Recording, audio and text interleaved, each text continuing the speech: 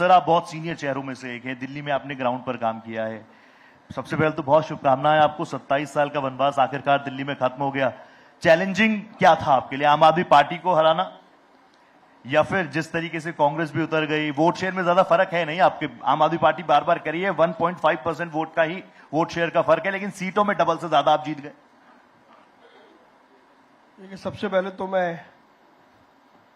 Bharat express को बधाई देना चाहता हूं और नए भारत की शुरुआत अभी अश्वनी वैष्णव जी करके गए और आपने देखा जी कि उन्होंने दीप बाद में प्रज्वलित किया। पहले उन्होंने हमारे ट्रैफिक की जो महिलाएं कांस्टेबल हैं, जो हमारे पुरुष कांस्टेबल हैं, उनसे दीप प्रज्वलित कराया। तो इससे समझ में आता है कि नया भारत कैसा होगा। जहां तक दिल्ली का सवाल है, प्रधानमंत्री नरेंद्र मोदी जी के नेतृत्व में भारतीय जनता पार्टी की बनने वाली सरकार और दिल्ली के हम 7 सांसद एकजुट होकर के दिल्ली के कायाकल्प में जुटेंगे, ये हम सबका सामूहिक संकल्प है। और इस बात को स्वयं देश के यशस्वी प्रधानमंत्री श्री नरेंद्र मोदी जी ने 1 बार, 2 बार, 3 बार, 4 बार दिल्ली के लोगों को कहा है। हम सब जानते हैं कि प्रधानमंत्री नरेंद्र मोदी जी जो कहते हैं वो करते हैं, और मोदी की जो गारंटी है वो काम पूरा होने की गारंटी है।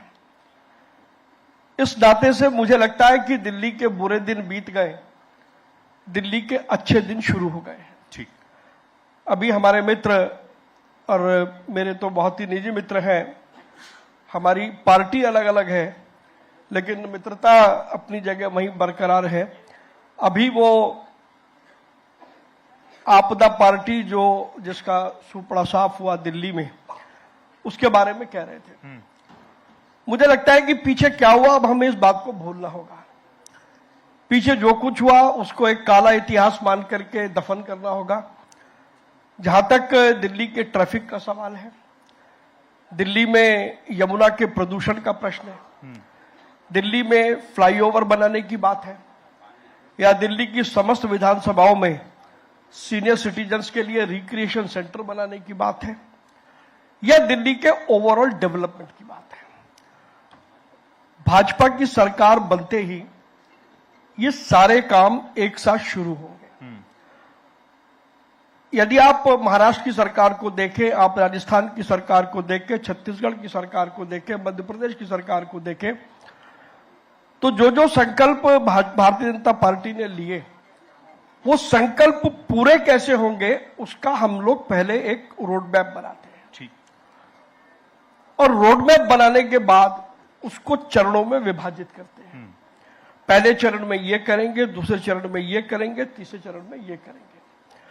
और ये मैं कोई कहानी नहीं कह रहा, आप कोई सा भी राज्य जहां पर भाजपा या एनडीए की सरकार है, आप यदि वहां पर डेवलपमेंट का इतिहास उठाएंगे तो आपको ऐसा ही मिलेगा, ऐसी नजर आए। दिल्ली में भी अब यही होने वाला है। दिल्ली में एक रिस्पॉन्सिबल सरकार मिलेगी। हम सब पिछले 9, 10, 11 महीने से दिल्ली के एक एक इलाके में धक्के खाए हैं। हम लोगों ने लोगों से संवाद किया है, तो हमें समझ में आता है कि दिल्ली में जो झुग्गी झोपड़ी में रहने वाले हैं उनकी क्या समस्या है, जो हमारा युवा वर्ग है उसकी क्या समस्या है, व्यापारी है उसकी क्या समस्या है, उद्योगपति है उसकी क्या समस्या है। हर वर्टिकल की समस्या और हर समस्या के लिए हमने अपने संकल्प भी लिए हैं। ठीक है, हमारा पहला काम होगा कि हम एक एक संकल्प को पूरा करने का रोड मैप बनाएंगे भी। बहुत सारे वादे किए हैं, 25,000 देंगे, गर्भवती महिलाओं को देंगे, फ्री योजनाएं जारी रहेंगी। आपका पहला रिमार्क बहुत स्ट्रांग आ गया, तो मुझे अनिल जी के पास जाना पड़ेगा और मैं अपने दर्शकों को बता दूं। एक मिनट अनिल जी, आप रुक के जाना। हाँ, आपने जितनी बात कही है, हमारा प्रूवन ट्रैक रिकॉर्ड है। अगर हमने महाराष्ट्र में कहा तो हमने पैसे दिए, छत्तीसगढ़ में कहा तो वहां पर दिए, हरियाणा में भी कहा, मध्य प्रदेश में कहा तो वहां पर दिए, या हरियाणा में कहा तो वहां पर दिए। हमारा प्रूवन ट्रैक रिकॉर्ड है। इसीलिए प्रधानमंत्री जी ने अभी 10 दिन पहले दिल्ली में कहा था कि 8 फरवरी के बाद 8 मार्च से पहले हर महिला के खाते में पैसे पहुंचेंगे। ठीक। मोदी जी कहते हैं तो करते हैं और वो होगा। ठीक है। उसमें किसी भी व्यक्ति के दिमाग में किसी प्रकार का संदेह नहीं होना चाहिए।